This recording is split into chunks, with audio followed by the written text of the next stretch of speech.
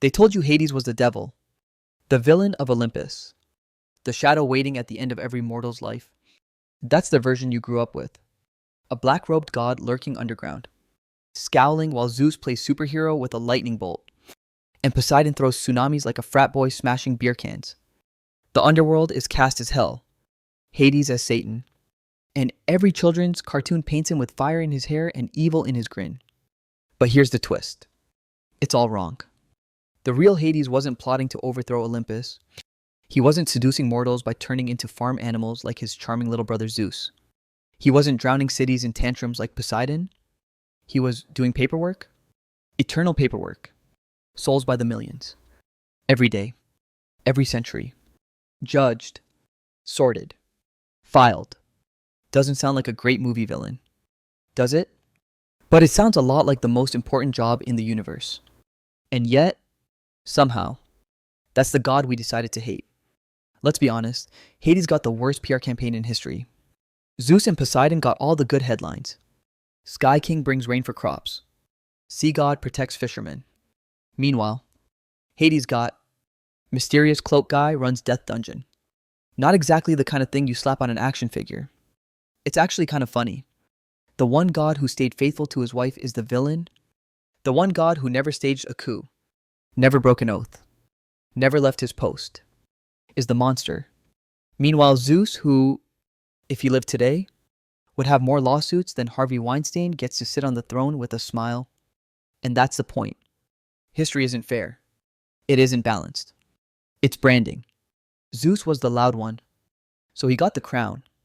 Poseidon was the dramatic one, so he got temples by the sea. Hades was the quiet one, so he got blamed for everything humans don't like thinking about.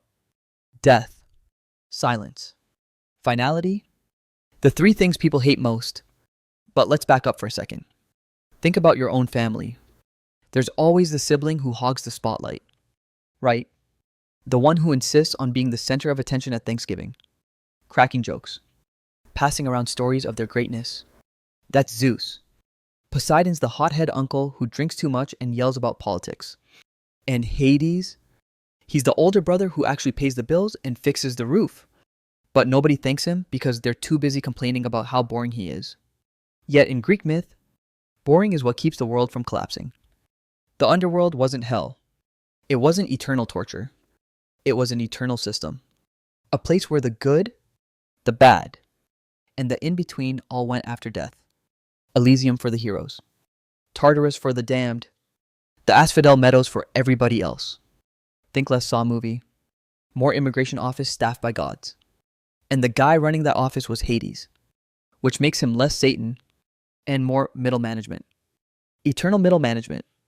But no child wants to pray to the god of middle management. So Hades was branded the villain. Here's where it gets even more ridiculous. Zeus abducted more women than any god in existence. Poseidon assaulted Demeter in the form of a horse. Yes, a horse. That's how low the bar was. And Hades, he married once, to Persephone, and stayed faithful. Guess which god we turned into a Disney Halloween costume? The logic is insane. If these were politicians, Zeus would be impeached weekly, Poseidon would be trending on Twitter for sinking Florida, and Hades would quietly be keeping Social Security running. Guess which one gets the cape, the temples, and the movie deals? And that's why we're here. Because the story you were told, the story where Hades is the monster, it isn't true. It was never true. It was propaganda, spin, bad branding, and human denial. You see, mortals can forgive almost anything. Lying kings, drunken sailors, cheating gods. But they cannot forgive death. They cannot forgive silence. They cannot forgive inevitability. And so, the god who embodied those things had to be turned into the villain. Not because of what he did, but because of what he reminded us of. So tonight, we're stripping the mask away. We're descending into the shadows, past the myths, past the propaganda, to see Hades for who he really was. Not a monster, not a devil, but a god who carried the burden his brothers refused to touch. And before we begin, ask yourself this. Who do you think is history's most misunderstood figure? Drop it in the comments. By the time we're done, you may have a new answer. Because this is Shadow of History, where legends are stripped bare, where lies don't survive the dark, and where the truth about Hades finally gets the trial it deserves. The Greek gods didn't start as kings. They started as rebels. Before Olympus, there was Cronus, king of the Titans. A paranoid father who swallowed his children whole the moment they were born. Why? Because he heard a prophecy that one of them would overthrow him. That's parenting. Ancient Greek style. Skip the baby food. Go straight to cannibalism. It worked for a while. Baby after baby slid down his throat. But Rhea, his wife, finally had enough. She swapped their last child Zeus for a stone wrapped in a blanket. Cronus swallowed the rock, burped, and thought nothing of it. Imagine being so bad at fatherhood that you confuse your son with a pebble. Meanwhile, Zeus grew up in hiding, and when he came of age, he did what every good Greek hero does. He started a coup. With the help of his mother and a few poisons, Cronus vomited up the rest of his children: Hestia, Hera, Demeter, Poseidon, and Hades. It was less a family reunion and more a vomit-inducing group project. And just like that, the Olympians were born, but the Titans weren't about to hand over the universe. What followed was the Titanomachy, a 10-year civil war between gods and Titans. 10 years of cosmic brawling. Imagine Game of Thrones, but with fewer dragons and more rocks thrown at people's heads. The battles were brutal. Mountains were ripped from the earth and hurled like baseballs. Rivers boiled. Skies split. The ground shook. And through it all, the Olympians fought like they had something to prove. Because they did. They weren't just fighting for power, they were fighting to exist. Zeus stood at the front, hurling thunderbolts with the kind of confidence only a youngest child can have. Poseidon roared across the seas, smashing waves into the Titan's strongholds. Hades. He fought in silence, wielding a helmet that made him invisible, slipping behind enemy lines, striking fear without being seen. The myths don't brag much about him, but that was his role. The shadow in the war. The one who got the job done while his brothers made the headlines. And make no mistake, this was a family feud. Titans weren't strangers. They were uncles, aunts, cousins. It wasn't us versus them. It was kids versus Dad and all his friends. Which makes the whole war feel less like divine destiny and more like a messy Thanksgiving dinner gone nuclear. In the end, the Olympians won. The Titans were chained and hurled into Tartarus, the deepest pit of shadow. Cronus, the paranoid father, finally dethroned by the children he tried to eat. There's a moral in there somewhere. Probably about not swallowing your problems. And so the Olympians stood victorious, staring at the rubble of the old world. 10 years of war had left the cosmos cracked wide open. The skies burned. The seas roared. The earth bled. But it was theirs. A new order was ready to be carved. Here's where the story usually ends with triumph. The music swells. The heroes raise their fists. Roll credits. But that's not how power works. Is it? Winning the war is only half the battle. The real game begins after when it's time to divide the spoils. And in that moment, three brothers Zeus, Poseidon, and Hades looked at each other and realized they had just inherited the universe. Which meant one very awkward question. Who gets what? If you've ever watched siblings fight over an inheritance, you know exactly how this goes. And trust me, when the inheritance is the cosmos itself, things are about to get messy. When the dust of war settled, the three brothers Zeus, Poseidon, and Hades stood on the smoking ruins of the old world. They had beaten the Titans, chained Cronus, and carved out a new order. But now came the most dangerous part of any victory. Splitting the spoils. What do you do when the prize isn't gold, but the entire universe? According to the myths, the brothers decided to draw lots. A lottery, a roll of the cosmic dice to see who would rule the sky, the sea, and the underworld. Sounds fair, right? Random. Impartial. The ancient Greek version of rock, paper, scissors. But here's the thing about random chance. It rarely feels random when the youngest brother walks away with the best prize. Zeus, somehow, drew the sky the throne above all thrones. the heavens, the storms. The crown of Olympus itself, Poseidon pulled the seas, vast, wild, untamed. And Hades, he got the shadows, the underworld, the realm of bones, silence, and eternal gloom. What a coincidence. Seriously, are we supposed to believe that the golden boy, Zeus, the one who already made himself leader during the war, just happened to win the lottery? That Poseidon, the loudmouth, got his perfect playground of storms. And that Hades, the older brother, the one who fought in silence and bore the brunt of the war, ended up with the basement. This wasn't fate. This was politics. If you've ever played Monopoly with a younger sibling, you know exactly what happened. Zeus declared himself banker, stacked the deck, and oops, suddenly Boardwalk and Park Place are his. Poseidon gets a couple of railroads, maybe the utilities. In Hades, he's stuck with Baltic Avenue, trying to convince himself purple properties are worth something. The myth dresses it up as destiny. But destiny is just what the winners call their luck after they've rigged the game. Let's be honest. Zeus was not the kind of guy to leave anything to chance. This is the god who threw thunderbolts like baseballs, slept with anything that moved, and crowned himself king before the ink was dry on victory. You think he was going to flip a coin for the universe? Please. Zeus drawing lots is the divine equivalent of a Vegas casino random shuffle. You can shuffle all you want, but the house still wins. Poseidon, for his part, probably didn't care. The seas were big, noisy, dramatic just like him. Perfect fit. Let the little brother play king. At least Poseidon got to drown sailors and wreck coastal cities whenever he got bored. And Hades, he accepted his role. Maybe because he knew the truth. Someone had to rule the dead. Someone had to build a system where millions of souls could be judged and sorted. Zeus wasn't going to do it. Poseidon sure as hell wasn't. So Hades took the throne no one else wanted. But that's not how the poets told it. They painted him as unlucky, as cheated, as banished to a world of gloom while his brothers enjoyed the sky and sea. And over centuries, that image hardened.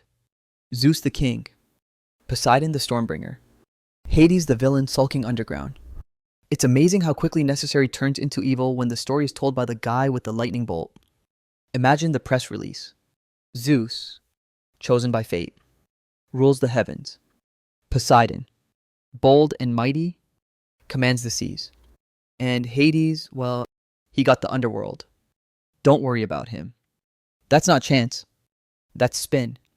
That's propaganda. That's how you cement power, not with thunderbolts.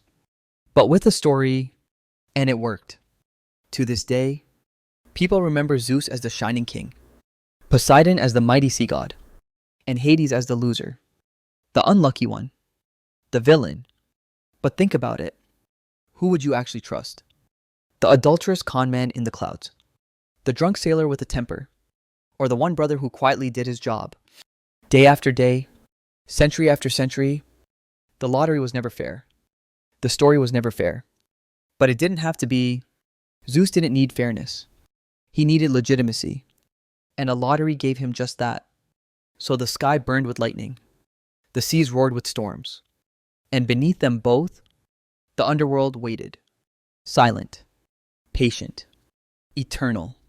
Not exile. Not defeat. But the burden that kept the world from collapsing.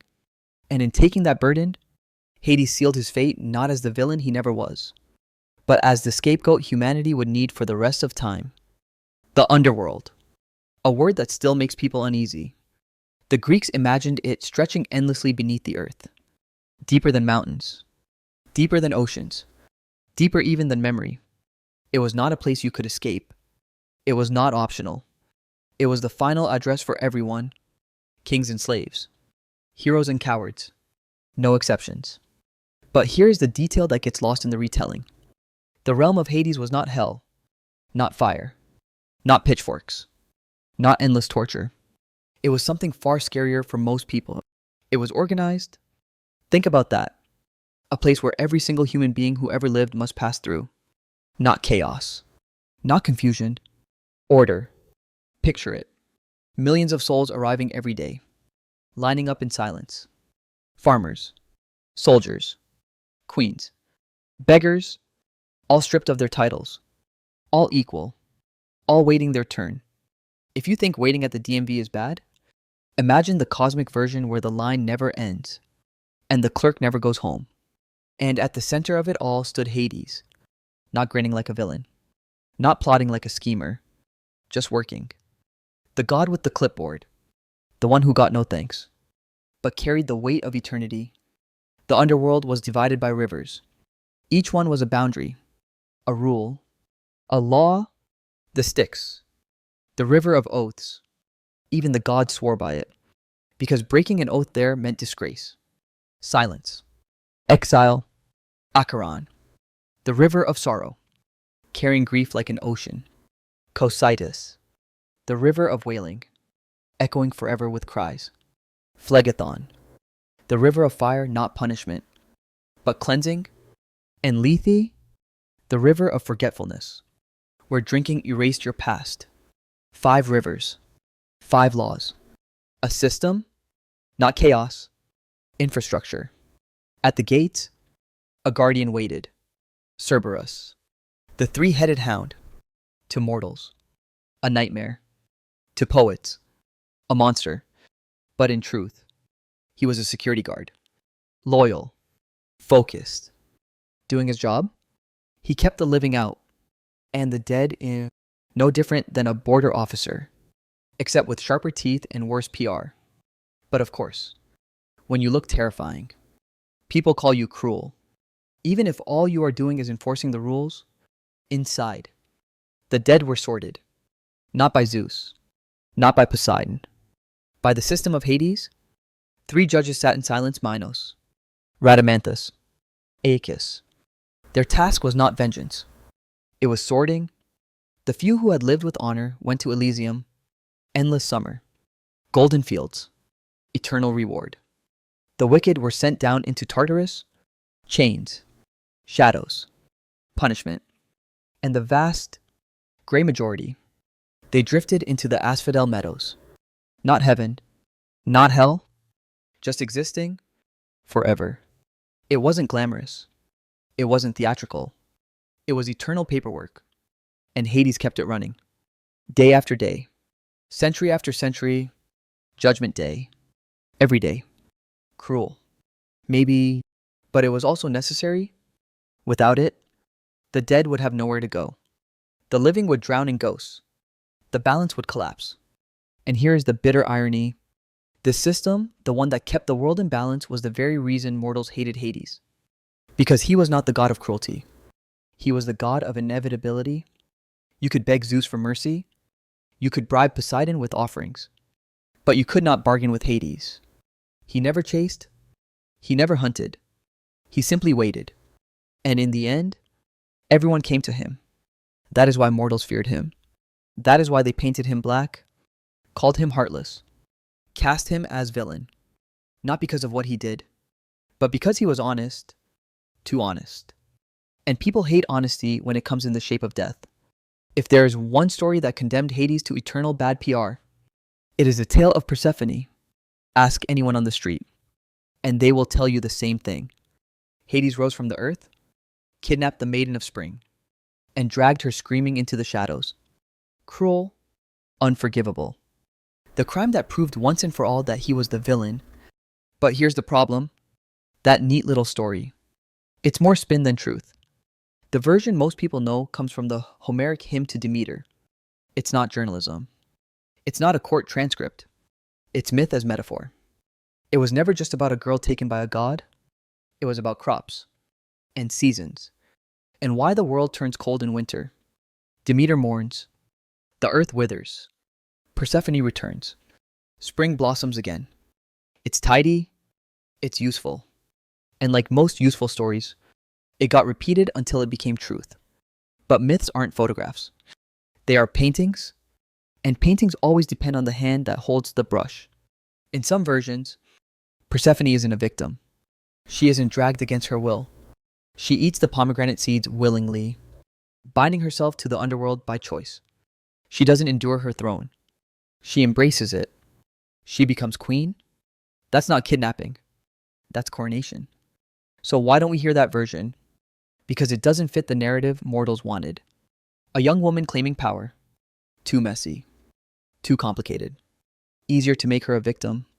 Easier to make Hades a monster. Easier to keep the story simple. And here's where the hypocrisy gets loud. Zeus, the so-called king of gods, abducted and assaulted more women than a human tongue can list.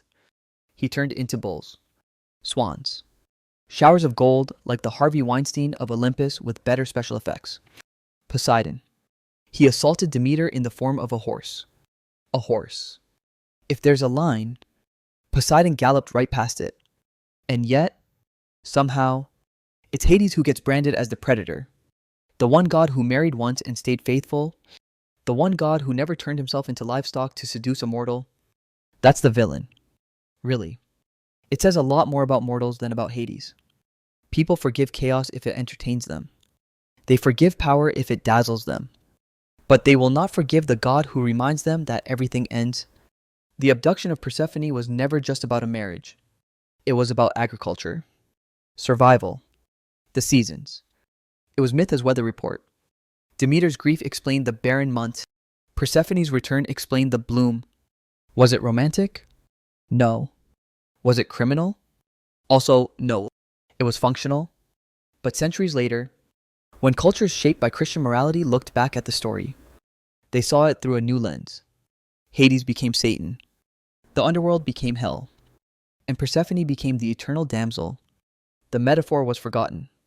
The nuance erased. Look at the art. In vase paintings and mosaics. Persephone is often seated beside Hades. Not cowering. Not chained. But enthroned. Calm. Regal. Queen. She is not a hostage. She is a ruler. So maybe the real theft here isn't Hades stealing Persephone. It's history stealing her agency. Poets took away her crown so they could sharpen Hades' horns. And yet, the truth lingers if you look for it. Persephone embodies balance, life and death, growth and decay, the field that blooms, and the frost that follows. She is not tragedy. She is cycle. She is inevitability in motion. And Hades, he isn't her captor. He is her counterpart. Together they embody the oldest truth of all. Nothing lasts. Nothing dies forever. Life feeds death. Death feeds life. The wheel keeps turning. But of course, that's too complicated for a bedtime story. Far easier to say, Hades kidnapped the maiden. He's the bad guy. People like villains. They like victims. They like simple categories. Reality is boring. Complexity doesn't sell. So Hades keeps the mask, Persephone keeps the chains, and mortals keep telling themselves a story that is easier to swallow than the truth. Here's the irony. Though, by branding Persephone as a helpless girl, mortals stripped her of the very power that made her dangerous. And by branding Hades as a monster, they buried the fact that he was the only god who played by the rules. Zeus lied. Poseidon raged. Hades built a kingdom that functioned. That was his crime. He was competent. And in a pantheon fueled by scandal, competence is the one thing nobody forgives. So was Persephone kidnapped? Maybe in some versions. Was she a victim? Only if you ignore the ones where she rules with her own voice. Was Hades the villain? Only if you call honesty villainy. The truth is harder. The truth is darker. And the truth is this. Persephone may have walked into the shadows willingly, and she may have found there not a captor, but a partner, and that more than any abduction is what mortals could never forgive. The Greeks were practical people. They didn't invent myths just to entertain. They invented them to explain why the world worked the way it did. Lightning. That was Zeus showing off. Earthquakes. Poseidon throwing a tantrum. Winter. That was Demeter, goddess of the harvest, slamming the brakes on the world because her daughter was gone. At least, that's the story we've been told. The abduction of Persephone isn't just a myth about love or power. It's agriculture dressed up as tragedy. It's the farmer's calendar, sung as poetry. When Persephone was with her mother, the fields were green. When she was in the underworld, the fields died. Simple, elegant, useful. A story you could plant your wheat by. But once again, Useful doesn't always mean true. Demeter was the goddess of grain. Her temples weren't just altars. They were granaries. Her festivals weren't just prayers. They were planting schedules. The Greeks depended on her. Without grain, no bread. Without bread, no survival. So when Persephone vanished, the myth says Demeter mourned so deeply that nothing grew. The earth became barren. Humanity starved. Crops withered in the fields. Winter was born. Sounds poetic. But let's be honest. Crops don't die because a goddess is sad. They die because nature follows cycles. Summer turns to fall. Fall turns to winter. Fields need time to rest before they can bloom again. The Greeks didn't know about soil nutrients or crop rotation. What they knew was that every year, the earth seemed to die and come back. So they gave it a face, they gave it a story, and in that story, Demeter was the overprotective mother, Persephone was the daughter taken too soon, Hades was the shadowy kidnapper, and the seasons themselves became characters in a family drama. It's clever. It's beautiful. It's also propaganda. Because here's what the myth really does. It justifies suffering. When the fields froze, when children went hungry, when families faced famine, they didn't blame the weather. They didn't blame farming techniques. They said, the goddess mourns. We must wait. The story turned misery into meaning. It made starvation feel sacred. And who looks like the villain in that framing? Not Zeus, not Poseidon, not Demeter. Hades. Always Hades. He becomes a scapegoat for winter itself. The bad guy every time a farmer's crop fails.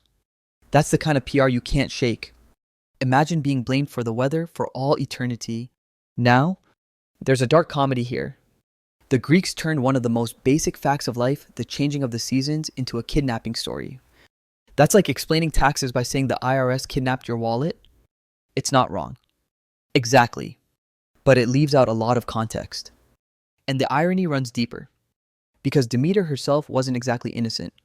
She used her grief as leverage. She let humanity starve until Zeus intervened. The supposed king of the gods had to step in and cut a deal.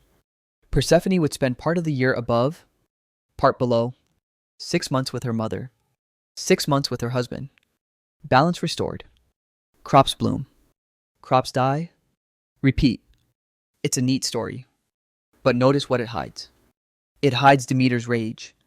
It hides Zeus's failure to mediate until things got truly desperate.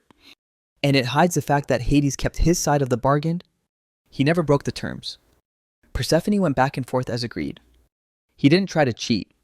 He didn't storm Olympus. He honored the deal. But that doesn't make good myth, does it? Hades, the reliable contract manager, doesn't stir the heart. Hades, the kidnapper, does. So every winter, people cursed his name. Every barren field, every empty storehouse, every cold night, they laid it at his feet. Never mind that Zeus had caused more chaos in one afternoon of lust than Hades did in centuries of rule. Never mind that Poseidon could sink a fleet on a whim. Hades was easier to hate. Because mortals would rather believe in a villain than face the truth of cycles. Here's the sting. The myth of Demeter and Persephone wasn't just a story about crops. It was a story about control. It reminded people that the gods could take everything away. That life was fragile. That winter was not just cold, it was punishment. And the face of that punishment, Hades. Always Hades. Which brings us back to the absurdity. The god who stayed faithful, who kept his realm in order, who never once tried to dethrone his brother, ends up blamed for famine itself. That's like blaming the janitor for the building collapsing while the CEO burns money in the lobby. But that's what stories do. They simplify. They shift blame. They turn natural cycles into villains. And in that shift, Hades became the eternal scapegoat for something as ordinary, as necessary as winter. So the next time you feel the chill of the cold months, remember this. You aren't shivering because a god was cruel. You're shivering because the earth needs rest. Because life comes with death, and growth comes with decay. The Greeks knew it, but they dressed it in drama. They called it abduction. They called it grief. And Hades, he became the shadow behind every frozen field. The villain in every starving child's story, not because he caused it, but because someone had to wear the mask When you think of the three brothers Zeus, Poseidon, Hades, you can already hear the marketing pitch. Zeus, king of the skies, crowned in lightning. Poseidon, lord of the seas, master of storms. And Hades, well, he's the guy in the basement. That's the brand. That's the story mortals bought. But brand is not reality. Reality is messier. Reality is uglier. And reality is this. Zeus and Poseidon were disasters in power, while Hades quietly did the work that kept the world balanced. Let's start with Zeus, the Thunderbolt King, worshipped as a symbol of justice and order. But peel back the PR, and what do you get? A serial adulterer, a god who couldn't keep a promise if it was nailed to his hand. He slept with mortals, nymphs, even disguised himself as animals to get what he wanted. If Zeus were alive today, he'd be on the front page of tabloids every week. Olympian king caught again. God of the sky accused in latest scandal. He'd need a PR team bigger than the NFL. And yet, the poets painted him noble. The artists carved him majestic. Why? Because power writes its own story. And Zeus had the loudest pen. Now, Poseidon, the sea god. Romantic paintings show him majestic with a trident, commanding waves. Reality. He was a hothead with anger issues. If Zeus was a corrupt politician, Poseidon was the drunk uncle with a shotgun. Earthquakes, floods, tempests, he unleashed them whenever he felt slighted. Someone forgets his offering. Smash their port city. Someone builds walls too tall. Send in a wave. It's power as tantrum, dressed up as divine majesty. And yet, people built temples for him along every coast. Why? Fear. Because sailors would rather flatter a storm than admit they were powerless against it. And then there's Hades, the quiet brother, the one who never stormed Olympus, the one who never threw a tantrum, the one who never cheated on his wife. He kept his realm in order. He judged the dead fairly. He honored contracts. And somehow, that's the god people called cruel. It's almost funny. In any family, the sibling who causes the least drama is the one ignored. That's Hades. He wasn't flashy. He didn't hog the spotlight. He didn't rewrite the narrative every 5 minutes. He stayed in his lane. And for that, he became invisible. But invisibility has a price. When you don't control the story, someone else writes it for you. Zeus controlled the narrative. Poseidon stirred the songs of sailors. And Hades, he got whatever scraps were left. And those scraps were ugly. The poets called him gloomy. The priests called him pitiless. The storytellers turned him into the villain of bedtime tales. Not because of what he did, but because silence leaves space for imagination, and mortals filled that silence with fear. Here's the sting. Reputation is never about truth. It's about perception, and perception is always tilted toward the loudest voice. Zeus thundered. Poseidon roared. Hades whispered. Guess whose voice carried furthest? It's the same trick we still see today.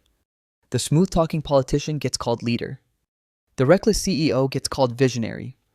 And the quiet worker who actually holds everything together, replaceable, forgettable, villainous. If it helps the story, Hades wasn't feared because of cruelty. He was feared because of competence. He was the one god who couldn't be bribed, couldn't be swayed, couldn't be manipulated. Death doesn't care about your money. Death doesn't care about your beauty. Death doesn't care about your prayers. And people hate that. So reputation split from reality. Zeus became the hero. Poseidon became the warrior. And Hades became the monster. But reality whispers otherwise. The skies were ruled by a liar. The seas were ruled by a drunk with a temper. And the shadows were ruled by the only god who took his job seriously. If you're wondering why this inversion stuck for centuries, the answer is simple. Fear.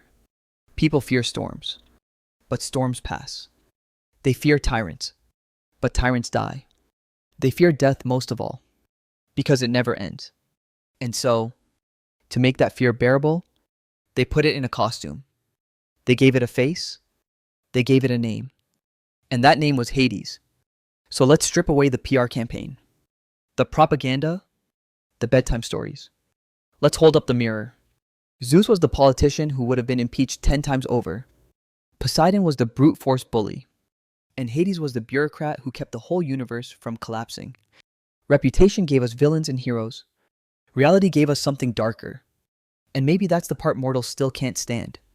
That the one god they were taught to hate was the only one who never betrayed them. If the ancient Greeks gave Hades a shadow, modern culture made sure it stuck. For thousands of years, poets and priests whispered the same script. Zeus the noble, Poseidon the mighty, Hades the cruel. By the time Hollywood showed up, the verdict was already locked in. Think about Disney's Hercules. Bright colors, sing-along songs, Zeus as a cheerful dad with abs carved like a statue, and Hades, a fast-talking villain with blue flames for hair, like a rejected used car salesman from New Jersey. Kids laughed. Parents chuckled. And another generation grew up thinking Hades was the devil in a toga. Never mind that in the original myths, Hades never once tried to overthrow Zeus. Never mind that he never cheated on Persephone. Never mind that his whole job was just keeping the afterlife running. Disney needed a bad guy. And death is always an easy sell. It's the same pattern everywhere. Video games, comic books, TV shows. Zeus is the hero. Poseidon is the warrior. Hades is the final boss you beat at level 10 before rolling credits. And the irony, the Greeks never treated him as Satan. That came later. When Christian imagery fused with the old myths, hell got mapped onto the underworld. Hades got dressed up as Lucifer. And suddenly, the god who enforced fairness became the face of evil. There's something telling here about modern storytelling. We like things simple. We like heroes in white, villains in black. It sells tickets. It makes merchandising easy. A Zeus action figure looks good on a shelf. A Cerberus Halloween mask sells every October. Hades slips neatly into the role of villain because he looks the part. Cloak, shadows, silence. No need for nuance when the costume department has already done the work. But simplicity kills truth. Because if you go back to the source, Zeus is chaos wrapped in thunder. Poseidon is violence with a trident. And Hades is the one god who never left his post. He never broke his vows. He never tried to take more than what was given. He was steady. He was constant. He was inevitable. And that doesn't fit in a children's cartoon. Here's the joke that history never tells. In myth, Hades is the most faithful husband on Olympus. Married once. Stayed loyal. No scandals. No disguises. No weird animal transformations. Meanwhile, Zeus is out there turning into golden rain to seduce mortals. Poseidon is committing crimes that would make headlines even in a lawless age. Yet when Hollywood picks its villain, they point to Hades. It's absurd. It's like making a movie where the quiet accountant is the villain while the embezzling CEO is the hero. But it works. Because audiences fear silence more than corruption. And let's be honest. American culture loves a flashy bad guy. We love Joker. We love Darth Vader. We love villains who make noise. Crack jokes. Light up the screen. Hades got shoved into that mold. He became comic relief with fangs. Evil. But entertaining. The truth. The real Hades wouldn't even audition for that role. He wouldn't bother. He had a kingdom to run. But truth doesn't trend. Villains do. That's the tragedy and the comedy of Hades in modern culture. By turning him into a cartoon villain, we kept him alive. He's in Disney. He's in video games. He's in blockbusters. His name endures. But the reality, that got buried deeper than Tartarus. We don't see the judge. We don't see the order. We don't see the god who honored contracts and kept balance. We just see the shadow with a sneer. And maybe that's the final punishment not for him, but for us. To laugh at a caricature and miss the truth standing silently behind it. Imagine the trial of the century. 3 brothers, 3 thrones, 3 reputations. The charges. Zeus, accused of corruption. Poseidon, accused of reckless violence. And Hades, accused of being the villain of all time. The jury, humanity itself. Let's examine the evidence. Zeus, the so-called king. His resume looks impressive until you check the fine print. Yes, he ruled Olympus. Yes, he wielded thunder. But behind the lightning was chaos. A serial adulterer, a god who broke oaths whenever they were inconvenient, a ruler whose justice often looked suspiciously like personal revenge. If Zeus lived today, the tabloids would never stop. If he were a politician, impeachment hearings would be scheduled monthly. And yet, statues call him noble. Hymns call him just PR does the heavy lifting when power needs a halo. Poseidon, Lord of the Seas. Strong, majestic, terrifying. But look closer. This was a god with the temper of a spoiled child. Forget to sacrifice a bull. Your fleet sinks. Build walls too high. Earthquake. Cross him on the wrong day. Your city is gone. Poseidon was less statesman, more natural disaster with a trident, and mortals still lined his temples, hoping flattery could calm his rage. And then there is Hades, the quiet one, the brother who never left his post. He didn't overthrow Olympus. He didn't drown cities. He didn't disguise himself as livestock to chase mortals. He married once. He stayed faithful. He kept the books balanced while his brothers ran wild. And yet, somehow, he's the one wearing the villain's mask. Ask yourself this. Who would you actually trust? The Thunderbolt King who can't keep a promise? The Storm Maker with a drinking problem? Or the silent judge who simply enforces the law of mortality? The irony is staggering. The liar becomes king. The brute becomes worshipped. And the honest one becomes the monster. It's almost American, isn't it? We elect the loudest candidate, fear the most dramatic, and quietly ignore the competent bureaucrat who actually makes the system work. Competence doesn't trend. Scandal does. And so Hades lost the PR war, but competence matters. The underworld was not chaos. It was balance. 5 rivers, each with a purpose. Judges sorting souls with fairness. A guard dog at the gate. It was not hell. It was infrastructure. The oldest system in the cosmos. And Hades kept it running without rebellion. Without corruption. Without scandal. Can we call that cruel? Or is that simply honesty in its purest form? Because here's the truth mortals don't like. Death doesn't lie. Death doesn't bargain. Death doesn't care about your titles, your wealth, your prayers. Death comes for everyone. And Hades embodied that truth. And that's why mortals hated him. Not because he was unjust, but because he was inevitable. So let's flip the courtroom script.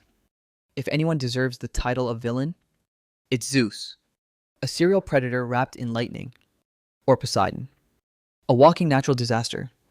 But Hades, he was the only one who never betrayed humanity. He didn't demand worship. He didn't punish mortals for sport. He didn't move the goalposts every time he got bored. He just did the job no one else wanted.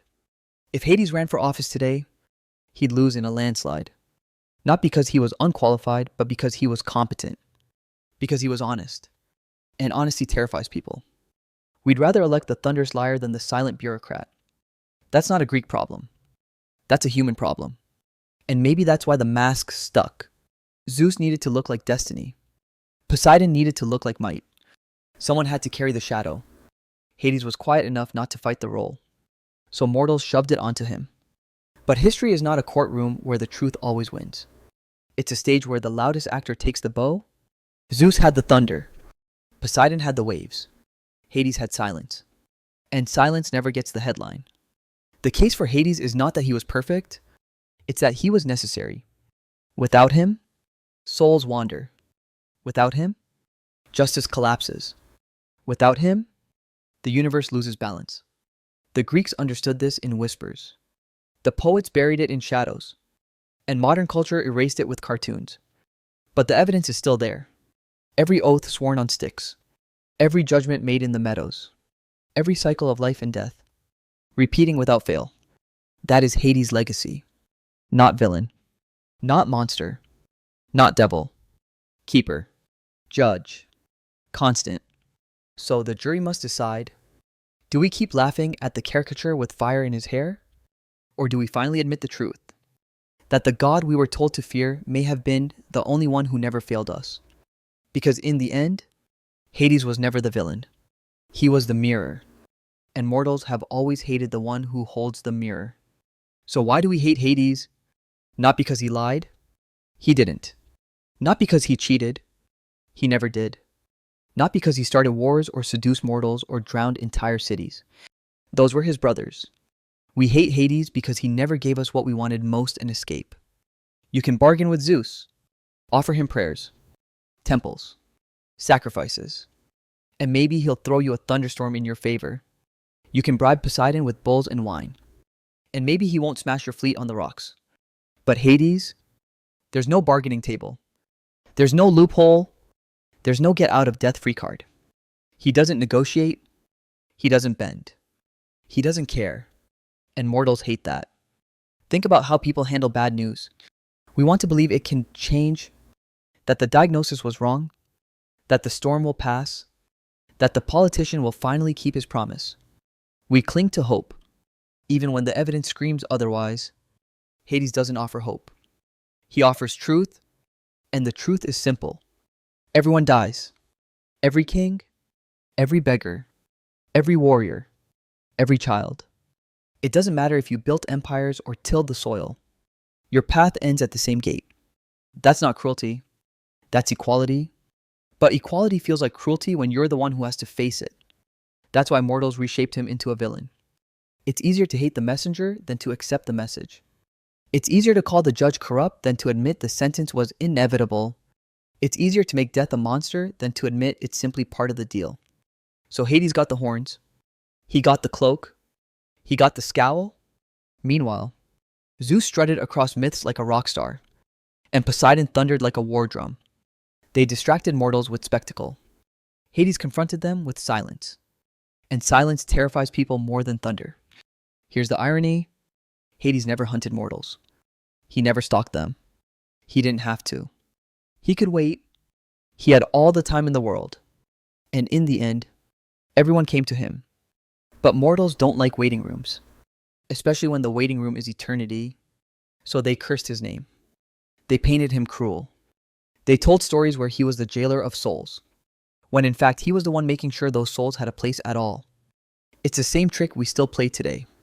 We fear the IRS not because it cheats us, but because it doesn't bend. We curse traffic laws not because they're unfair, but because they remind us we're not special. Rules feel cruel when they apply to everyone. Hades was that rule, written in stone. And maybe that's the real heart of the matter. Hades represents the one thing humans can't spin, can't rebrand, can't avoid: death. Zeus represents power. Power can be bribed. Poseidon represents chaos. Chaos can be survived. But Hades represents the end, the one boundary you can't cross twice, and people hate boundaries. So why do we hate him? Because he reminds us that life has limits, that no amount of wealth, no temple, no prayer, no act of defiance will change the outcome. He is the one God who cannot be manipulated. And mortals despise gods they cannot manipulate. That's why the myths turned him into a monster. That's why Hollywood gave him flames for hair. That's why children learn to boo his name. Because admitting the truth is harder than hating the shadow. The truth is, Hades never betrayed us. He never cheated us. He never lied. He simply did his job. Fairly, constantly, without scandal. But fairness doesn't make a good bedtime story. Constancy doesn't make a blockbuster villain. Silence doesn't sell toys. So we hate him anyway. Not because of who he was, but because of what he shows us about ourselves. That every path ends in the same place. That every crown ends in dust. That every story ends in silence. And mortals will always hate the God who tells them the ending. And so we arrive at the question that haunted every part of this story. Was Hades the villain? The myth said yes. The poet said yes. Hollywood said yes. But the evidence whispers something else. He was the brother who never rebelled. The ruler who never strayed. The judge who never broke the rules. He was not cruel. He was constant. Not monstrous. Simply inevitable. And that's the truth people could never forgive. Look at the record. Zeus, the king, lied, cheated, betrayed, and yet statues show him noble. Poseidon, the storm maker, raged and destroyed, and yet temples call him mighty. Hades, he kept the system running. He held the line. He told the truth. And yet every generation drew horns on his head. That's not history. That's branding. It's easier to hate the god who waits for everyone than the king who plays favorites. It's easier to laugh at a cartoon villain with blue flames than admit you will one day meet him yourself. That's why Hades was painted black. Not because of what he did, but because of what he represented. He was the mirror. And in that mirror, mortals saw their own ending. And people always hate the mirror. The irony is almost comic. The most faithful husband on Olympus becomes the predator. The one brother who never broke an oath becomes the liar. The quiet bureaucrat who kept the afterlife in order becomes the devil in modern cartoons. Meanwhile, Zeus would be impeached weekly if he lived today. And Poseidon would be trending on Twitter with sea rage. But they're the heroes. That's not justice. That's marketing. So the next time you hear his name, remember this: Hades was never the villain. He was the honest one. He was the necessary one. He was the god who held the universe together while his brothers chased glory. If you want a monster, look elsewhere. If you want a liar, call Zeus. If you want chaos, call Poseidon. But if you want the truth hard, silent, inevitable, that's Hades. And that is why we hated him.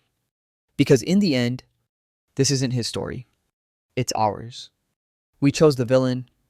We wrote the mask. We booed the shadow because it reminded us of something we didn't want to face. And maybe that's the real lesson of Hades. Not that gods are cruel. Not that myths are false. But that mortals would rather live with a lie than walk with the truth. This is Shadow of History, where legends are stripped bare, where lies don't survive the dark, and where the mirror waits whether you like what it shows or not.